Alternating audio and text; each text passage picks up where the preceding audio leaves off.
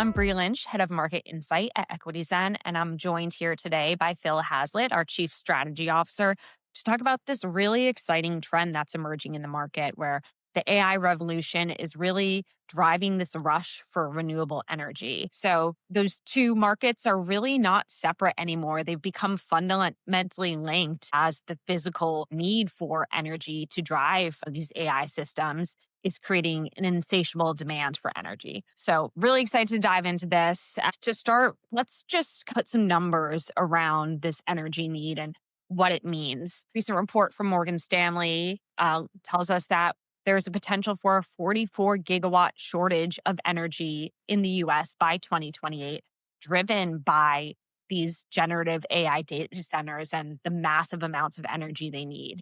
To put this into perspective, that's the equivalent output of 44 nuclear reactors. So, a ton of energy that's needed. And we're really still early in this AI cycle. So that need is just going to grow. Separate Goldman report estimates that up to 720 billion is going to need to be spent on the grid by 2030 to power these needs. And this is happening in a market where data center vacancy is at all-time lows. So there's only 1.6% vacancy in these data centers. So we're really pushing the limits of availability when it comes to energy. So really creating this massive need in the market, and a lot of interesting, innovative tech companies are aiming to solve it. Phil, can you give us a little bit more context on the market and what we're seeing there? Yeah, absolutely. So I think the first thing they call it is this is a really sensitive problem and it's an urgent one. Energy is needed for the rush we have on AI, for inference and for testing.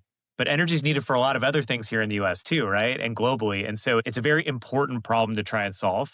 And it's going to come at us a lot sooner than I think people expect. We're already seeing big companies try to work on solves, and not just tech companies, but companies like, Schneider Electric and Eaton that are trying to come up with technology-driven solutions, spending billions of dollars in capital expenditures. And we're also seeing big tech get involved as well, right? Whether it's Amazon or Google or Microsoft supporting and making investments in energy-driven solutions.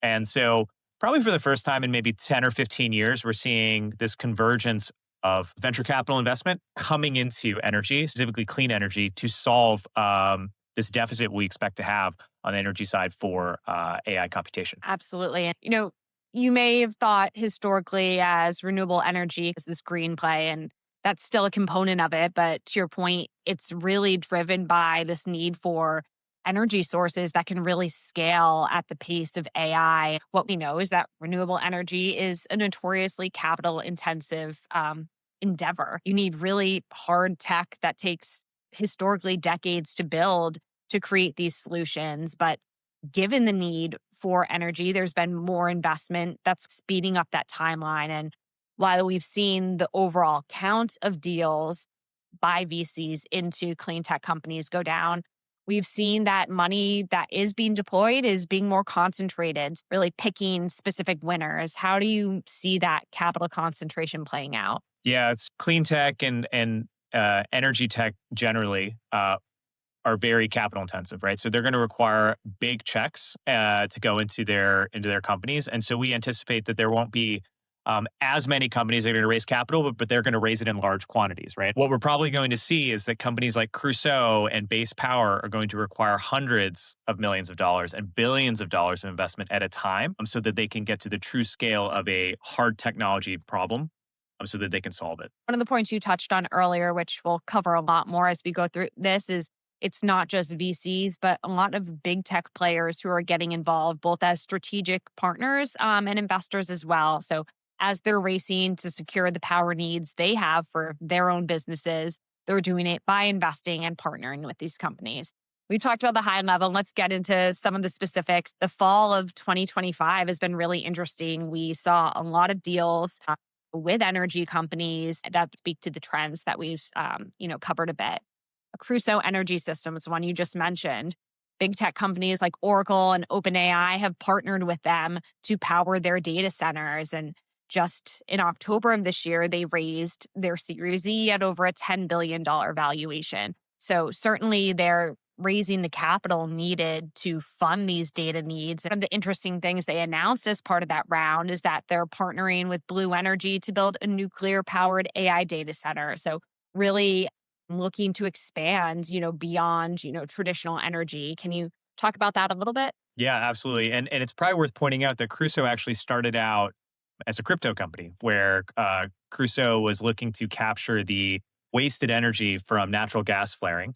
And they were going to use that natural gas flare and turn it into computing power for mining Bitcoin and Ethereum. And then it was pretty prescient, but the CEO and founder of that company, Chase Lockmiller, said, you know what, we're seeing this big uptick in energy needs for AI. And so he kind of pivoted the business and now they're one of the main players on the venture backed arena in bringing power and energy to data centers. And so what I think is really interesting is we talk a lot about the actual foundational models for AI, and we talk about the solutions like a Lovable, right? Where, oh my gosh, they got to ARR so fast, $100 million plus. But what's really driving infrastructure, and what do you need one level removed? Who's selling the shovels in the gold rush? And I think Crusoe is squarely put in that position, and they're going to try to help solve this grid bottleneck that we're probably already experiencing on the energy side. You've got AI, former crypto company, energy. You're really getting your 2026 bingo card of trends in the private markets with that one. So, to your point, generative AI has solidified its place in the market. And what we're seeing more is how those tools are enabling hard tech to develop more quickly. So, you can think about robotic, an area that's really growing in terms of investor interest amongst our investors. That's creating a supply chain need when you think about the power needs for robotics or electric vehicles. These all need batteries. So Redwood Materials is an interesting one that has been, a player in the private markets for a while, but has really grown in popularity. Both Amazon and Microsoft are investors, and they're really tackling the battery storage needs and the supply chain needed to create and recycle these batteries in you know, a clean and tech forward way. Just this past fall, they raised a Series E as well. And one of the most interesting investors in that Series E is NVIDIA's venture arm. So this is an interesting one of those strategic partnerships as well. What's really the why, and what do you think is the most important piece of this for NVIDIA? Yeah, well, similar to a pivot that Crusoe did from crypto into energy solutions for AI, Redwood Materials started as a battery recycling business for electric vehicles. The founder came from Tesla. And what they've learned over time is that energy storage can be really valuable for data centers, right? Because if you're going to rely on renewable energy at a data center, renewable energy is not always 100% up, right? The wind stops, the sun goes down, but you still need energy to run your data centers 24/7. It's a really interesting pivot. And I think it's also a sign of the times that a company like NVIDIA is investing in the company, which shows that this is a big problem to solve, right? When you've got the world's most valuable company investing in infrastructure solutions and tech infrastructure solutions on the energy side, kind of just goes to show the scale that we're seeing. And NVIDIA has, a horse in the race, right? They're one of the biggest sellers of GPUs on the planet, if not the biggest. And they need companies to solve the energy problem as well. So it's also an existential bet as well. Absolutely. And we're seeing this trend where these companies that are the biggest energy users are really making their stakes in these companies to give themselves a competitive edge when it comes to the market. And to the point you just made, traditional renewable energy, when you think of solar and wind, they're not always on. And the AI driven economy that we're living in really requires always on energy. And that's a growing interest and a lot of technology growth as well when it comes to fusion and nuclear energy. We had our really first big fusion breakthrough in December of 2022. And that was decades in the making. And in the past few years, we've really seen advancements happen at a much quicker pace. Can you talk a little bit about that, Phil, and why this might be fusion's Sputnik moment given the needs? Yeah, so for a long time, fusion has always kind of felt like a Jetson style solution, right? That we just didn't know when it was going to happen. And it was always, a decade or 2 decades or 3 decades away. But, with an announcement in 2022 on updates and with the advent of AI, kind of a bit of a circular reference here, computational improvements have allowed us to have some breakthroughs where we think that fusion is closer than we've ever been before. And that's probably emblematic of the fact that we've seen some companies either raise capital or have breakthroughs. So coming back to, we're solving an energy problem for AI inference and research, and that AI inference and research and intelligence is actually feeding in solutions on the energy side. It's a bit of a full circle. One of the biggest stories on this we saw right before the holidays was some news about Tay. Can you talk about that a bit? Yep. Well, in a surprise to pretty much everybody, Tay Technologies is a company that we've been following for a while on the fusion side. decided to merge with the Trump Media and Technology Group, which was a bit of a shock there on who they were merging with. But I think the idea is that Tay believes they're ready for the big time to be a publicly traded company, given their breakthroughs and their plans to have a plant up and running by 2026. And so uh, there's always been this idea that the U.S. could kind of regain its foothold from an energy perspective through fusion and nuclear, and this is really really exciting for us to watch happen. In addition to them, we've been following a company called Commonwealth. Commonwealth spun out of MIT.